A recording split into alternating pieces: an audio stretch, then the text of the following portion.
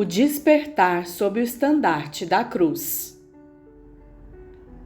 O grande exército do Senhor tem sido despertado pelo som das trombetas para se prepararem e posicionarem para a última batalha. Entretanto, são poucos que ouvem o som do despertar. A maioria dorme o sono deste mundo, enfeitiçados pelo sistema e presos em ciclos de aflições.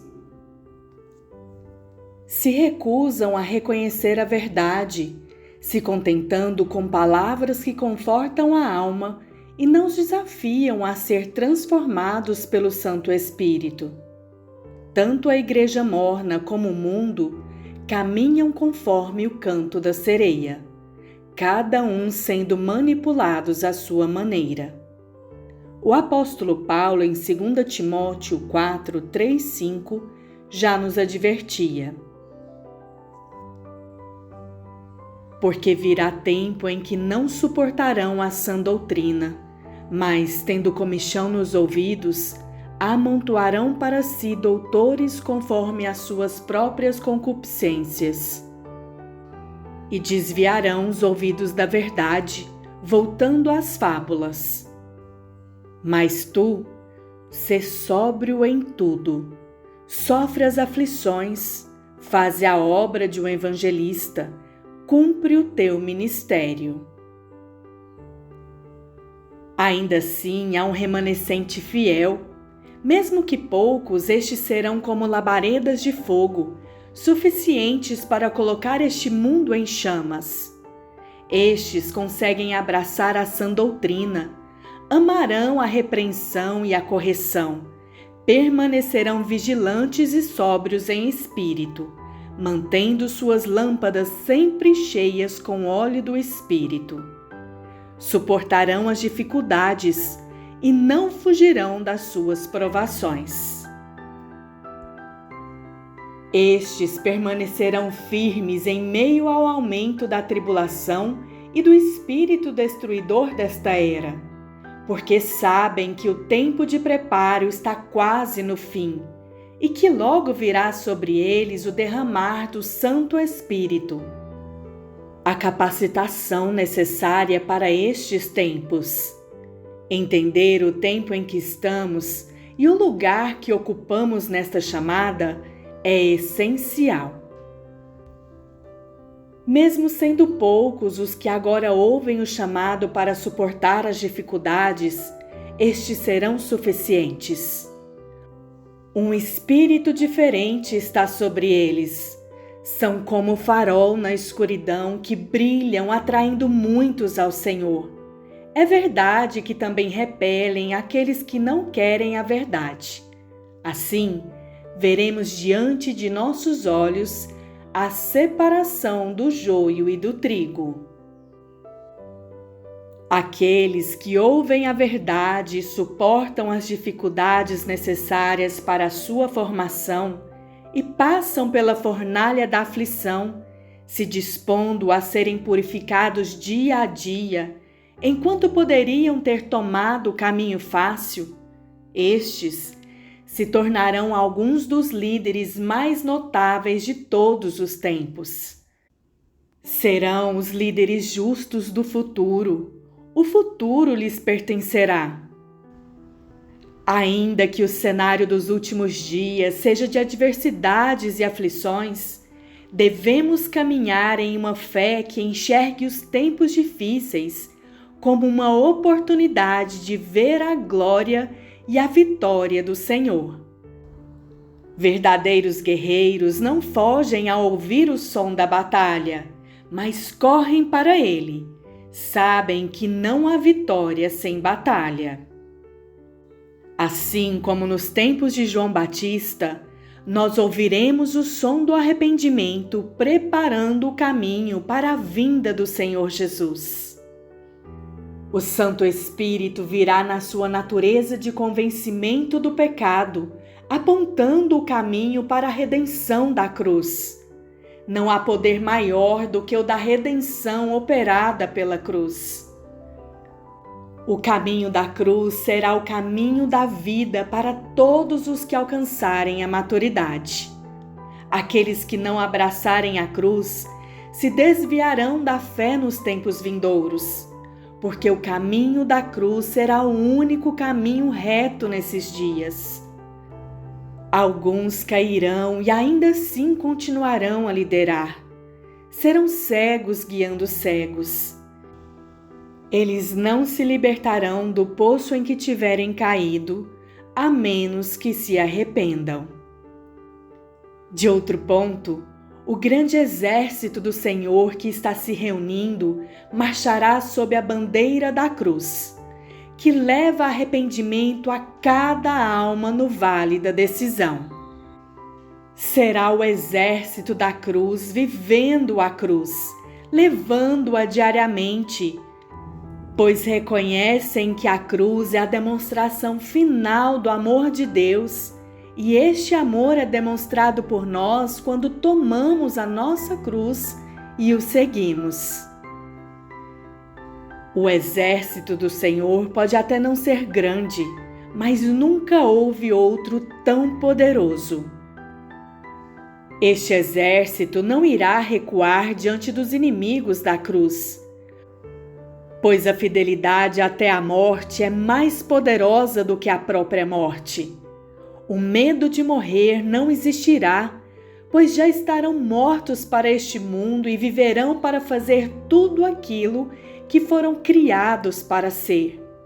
Viverão para trazer vida ao mundo, levando as almas à redenção de Cristo.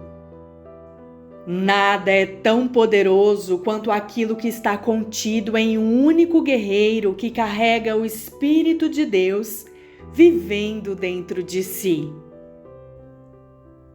O que está por vir será o maior evento de todos os tempos sobre a terra, desde que nosso Senhor Jesus pisou aqui. Nunca houve nada parecido e nem haverá. Estes são os tempos das obras maiores, anunciado pelo nosso Rei Yeshua. Devemos crer em seu poder sobrenatural, e este poder tem seu princípio básico na cruz, como o apóstolo Paulo nos revela em 1 Coríntios 1:8. Porque a palavra da cruz é loucura para os que perecem, mas para nós que somos salvos é o poder de Deus. A palavra da cruz é o poder de Deus. Aos olhos naturais não conseguimos compreender a cruz, pois precisamos de uma mente transformada para termos nossos olhos espirituais abertos e compreender que ao perder nossas vidas, a encontraremos. A cruz é a força mais poderosa que já existiu sobre a terra, tendo poder até mesmo sobre a morte, como foi com o nosso Senhor Jesus. No momento de maior aparente derrota, ele venceu o inimigo de nossas almas. Através de uma vida completamente entregue a Deus e à sua vontade, o poder de Deus se manifestará em nós e revelará o Senhor através de nós, de uma maneira nunca vista antes. O tempo das obras maiores. O exército do Senhor está sendo forjado na fornalha da aflição, refinado como o ouro mais puro de Ofir. Fazer parte deste exército exige que renovemos nossas mentes, a fim de que possamos experimentar e comprovar a boa, agradável e perfeita vontade de Deus. Romanos 12:2. Ouvir a voz do Senhor e obedecer se torna essencial, e para isso precisamos forjar nossos ouvidos espirituais. Fomos treinados por toda uma vida a ter reações diante de determinadas situações a comando da nossa alma. Agora, é necessário que nossas reações venham do nosso espírito, que ouve com clareza a voz do Senhor. Precisamos aprender a pensar de maneira diferente daquelas com as quais estamos acostumados, para que nossas conclusões sejam mais precisas e verdadeiras. Ouvir o Senhor com clareza nos permite uma reação no espírito e não na carne ou na alma, nos permitindo escolher rapidamente a vontade dele e não a nossa. Ver o reino espiritual faz com que o mundo natural se torne pequeno, até mesmo como uma prisão para a alma. Porém, devemos compreender que este mundo tem grande valor para o nosso Deus, pois ele desceu até aqui e viveu como homem para fazer expiação por todo o planeta, não só pela humanidade, mas por todo o planeta. Ele estabeleceu uma habitação na terra com o homem. Assim, compreendemos que até mesmo a esfera natural tem grande valor, mas isso somente quando conectada ao reino espiritual e ao Senhor, que é Espírito, podendo assim tornar-se aquilo que foi criada para ser, a nova criação, que nasceu de novo pelo Espírito, é chamada a ser a ponte entre essas duas realidades, pois vive em ambos. Logo, nosso propósito é fazer do céu uma casa mais real do que a terra. Quando o seu reino vier, a sua vontade será feita na terra como no céu. A fim de prepararmos o caminho para o seu reino, devemos fazer a sua vontade agora. O nosso objetivo não é apenas nos tornarmos espirituais, mas tão espirituais a ponto de sermos instrumentos úteis e práticos na preparação da terra para a vinda do Senhor. Precisamos lutar nessa terra para trazer vida a ela, a ponto de que seja espelho do céu. O Senhor Jesus nos disse que veio para nos dar vida, e vida em abundância. Isso não significa que tudo vai correr bem nos padrões naturais, mas que tudo será intenso. Nenhuma experiência nesta terra pode ser mais intensa do que a vida com o nosso Rei. Este é um grande medidor para nos avaliarmos se estamos no caminho ou na religião. Se estamos presos em uma vida espiritual maçante, acende-se um sinal de alerta.